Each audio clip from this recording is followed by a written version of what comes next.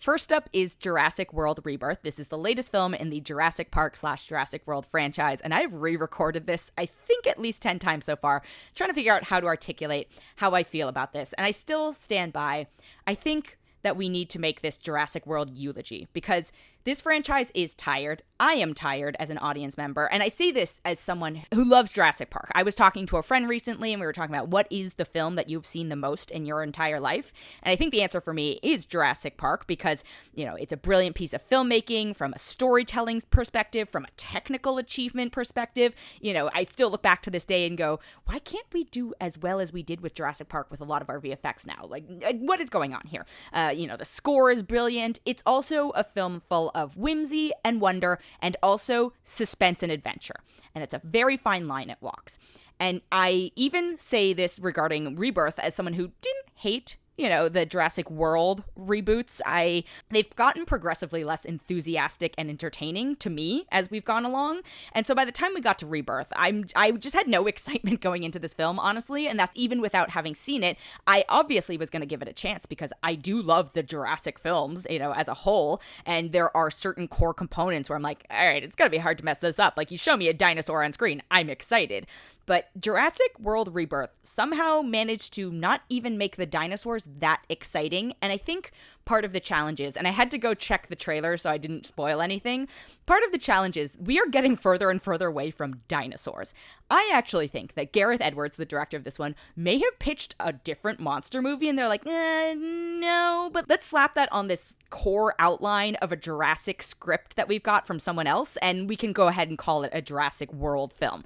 That is my hypothesis as to what happened, because we're no longer dealing with dinosaurs that we know. And I know as the Jurassic World movies have progressed, that has been an ongoing theme, you know, these bigger, badder, more ridiculous fictional dinosaurs that are, you know, the products of the hubris of man, which is a theme I'm okay with exploring if you explore it well. So anyway, Jurassic World Rebirth drops us in with new characters. So you don't really have to have seen the other Jurassic World films in order for this to make sense.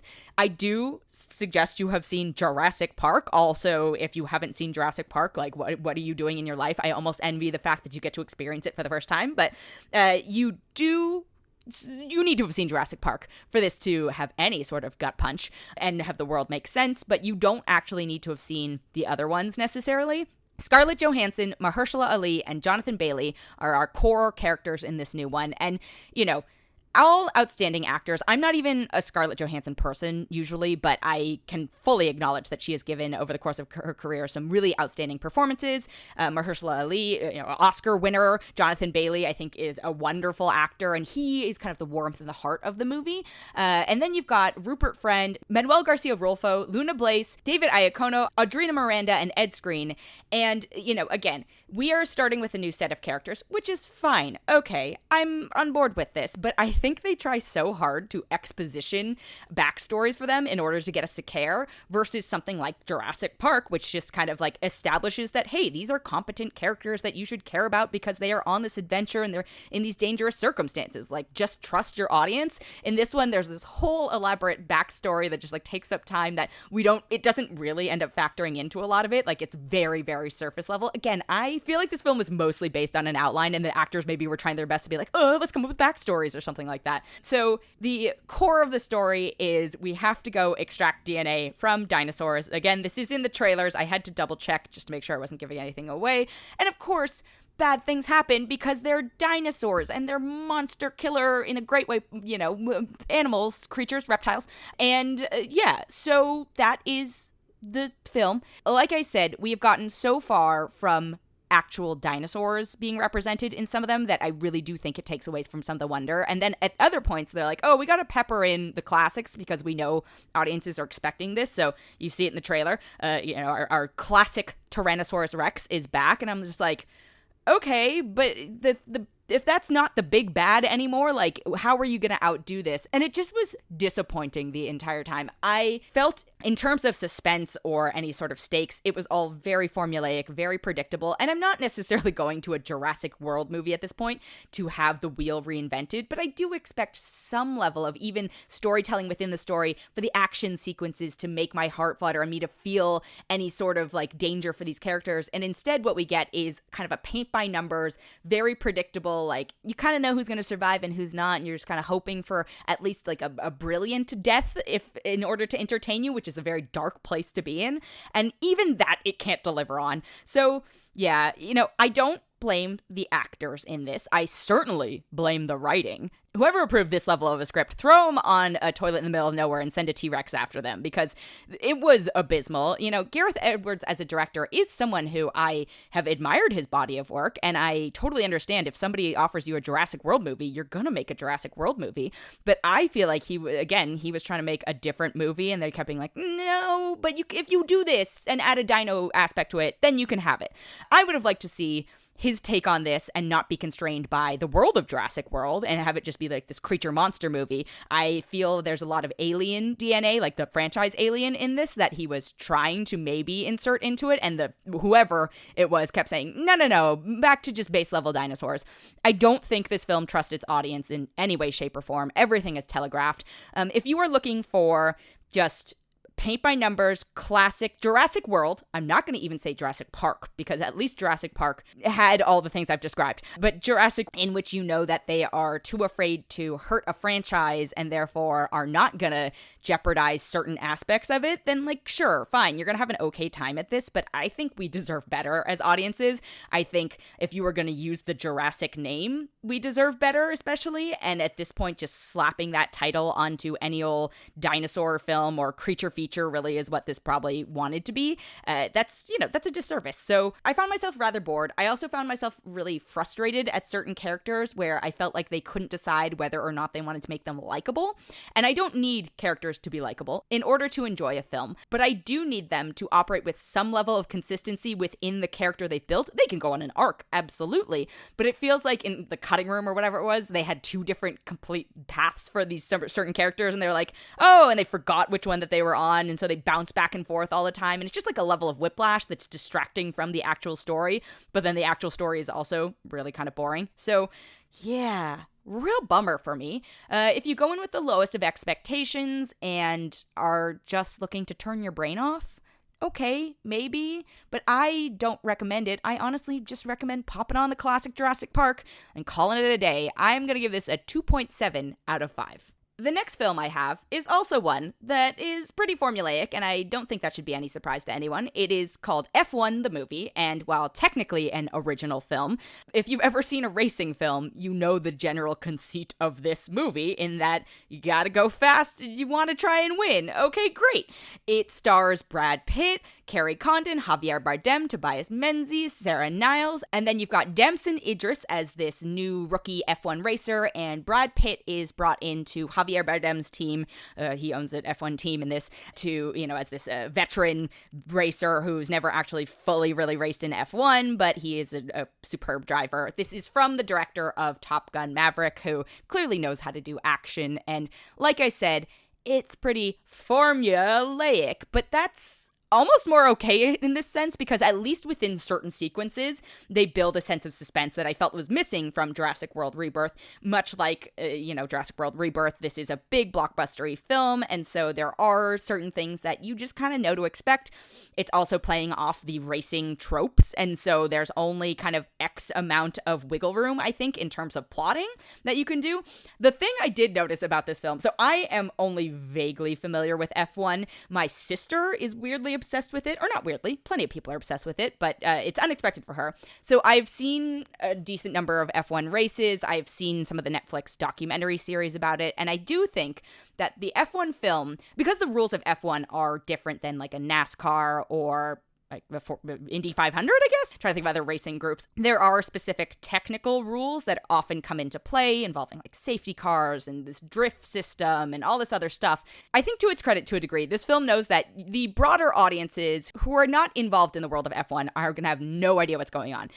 And it exploits a lot of those rules and the creativity around them, but as a byproduct, it also has to explain them. And so there's constantly this exposition happening. Again, this is a dual week for a reason. Much like in Jurassic World Rebirth, it's relying a lot on exposition to just fill in a lot of the info. Now, if you were someone who is well familiar with the world of F1, you might actually see some of the cleverness coming earlier than a broad audience, and so you might appreciate it more. So I have to acknowledge that this could be actually a successful thing, and it does seem like they are getting creative within what is provided to them. And, you know, they had a lot of consultants, and I think Lewis Hamilton is a producer on this, and Lewis Hamilton is a very famous F1 racer, that much I know. So, you know, they know what they're doing, and to his credit, Joseph Kosinski does know how to craft an action sequence. Brad Pitt is Brad Pitt. Nothing more, nothing less. I feel like he's one of those actors who's just playing Brad Pitt at this point, much like Tom Cruise, which is fine. You know, I think Javier Bardem and Kerry Condon are doing a great job in this. I know there's been a lot of praise for Damson Idris, who is the rookie, etc., and I think he does a good job with what he is given. This film is not going to push the boundaries of anything, certainly. It is not going to make you think very hard, which is the theme of the week, it feels like. It is still enjoyable, and there is enough space for creativity within the core of the plot that at least it keeps you guessing within reason, versus, again, Jurassic World Rebirth. So I'm going to give this a 3.6 out of 5. The next film I have is called The Old Guard 2, and you guessed it, it's another action film. We are going into a holiday weekend, and this is the type of fare that does tend to come out this weekend. This one is streaming on Netflix, and I will say, The Old Guard, the first film, is a film that I absolutely loved and also blame for making me think that Netflix was capable of making an original action film that is worthy of watching. In fact, when the first Old Guard came out, I went, why did this not get a theatrical release? The answer is because, one, it came out in the pandemic, and two, Netflix made it, but they have had films come out in theatrical. Those are mostly their awards films, but I loved The Old Guard, the original one. You know, it is technically based on a comic, but I thought it was so well translated onto screen. It stars Charlize Theron, and she plays this immortal character who is a badass fighter who's been around for millennia, effectively. It also stars Kiki Lane, and returning from the first one are Matthias Schoenaerts, Marwan Kenzari, Chiwetel Ejiofor, Luca Marinelli, Veronica Ng, and this one adds Uma Thurman and Henry Golding. And I did not rewatch the first Old Guard going into this film, in part because I was like, oh, I kind of want to see if I need to have watched the first Old Guard going into this one recently. And the answer is probably, yeah, you're a little bit better off. Because much like, again, the theme of the week, this does a fair amount of exposition to catch us up to what happened, but it's a lot of gobbledygook. And so if you don't remember the base lore of what is happening, even though they're explaining to you very like on the nose what's about to happen or what has happened prior, you're still gonna go, I don't remember what that means. So I do recommend rewatching The Old Guard if you're going to watch The Old Guard 2. Also, The Old Guard is a great film. The Old Guard 2 is an okay film. And I'm sad to report that, but I just have to be honest about it. It is certainly entertaining within reason. And again, it's one of those metrics where you're like, okay, well, this is in the comfort of your home versus something like F1 or Jurassic World Rebirth, which is asking you to go out and pay money in a theater versus Netflix, which you're already paying for. And so does it deserve to be evaluated on different metrics? Potentially. But either way, you know, this movie is full of action, for sure. It is less action-packed, I think, than the last one was. And I also feel like the characters have less of a connection in this one, even though, you know, they've had an entire film to establish it. I also appreciated the first one. There's this beautiful love story between two of the characters, and they like fully embrace it. And in this one, I feel like they were afraid of like the current political climate, and we're like, we're gonna just hint at it. But it was one of the most compelling things about the original one, so a little bummed there. But yeah, so this is a film that follows Charlize Theron and her band of fellow immortal warriors. They are on missions to, I don't know, protect humanity, basically. And then a few new characters, you can guess who, come in and try to thwart that.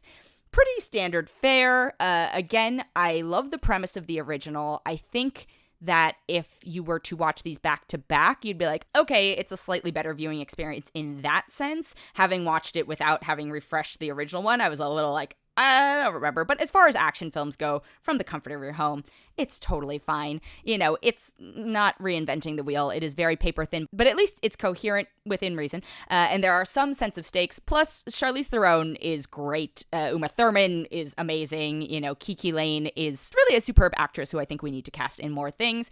This is definitely a paycheck film for these folks, and they are committed to it, and I respect it. Temper your expectations, and don't expect this to be nearly as good as the original Old Guard film, but I'm invested in these characters at this point, and it is no more or less absurd than any of the Marvel or DC universes that we've built to the points they're at. So, hey, I'm here for it. I'm going to give this a 3.3 out of 5. It's going to eke out a fresh rating from me. The last film I have this week is, you guessed it, also an action film, and this is definitely a paycheck film. It's called Heads of State, and it stars John Cena, who playing the President of the United States, and Idris Elba playing the Prime Minister of the United Kingdom. And I will believe one of those castings, although we do currently live in the darkest timeline, so who knows, both might be possible.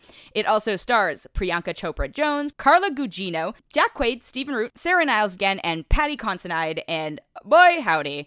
You want to talk about, again, this is streaming in the comfort of your home, so we are going to maybe give it a little more slack, and even with that generosity, this, as a background watch, this was barely tolerable. I was so bored. I was cleaning my apartment and trying to vaguely pay attention, and the plot certainly requires absolutely nothing of you, much like Jurassic World Rebirth and F1. This movie, you pretty much know how it's going to go. And I will say the action sequences within it are not even that exciting, and I know that the budget of this is not necessarily that of one of those other films, but they clearly spent a fair amount of money on it, and they spent money on talented people. So the fact that it was just so mind-numbing is sadly not a surprise. It's a bummer, because I really, really like both Idris Elba and John Cena, and there was a world in which they could have elevated the material of something like this, but unfortunately, it was just working against them. I don't think they do a bad job. They are committed to the characters that they have been cast as, but it was just, you want to talk about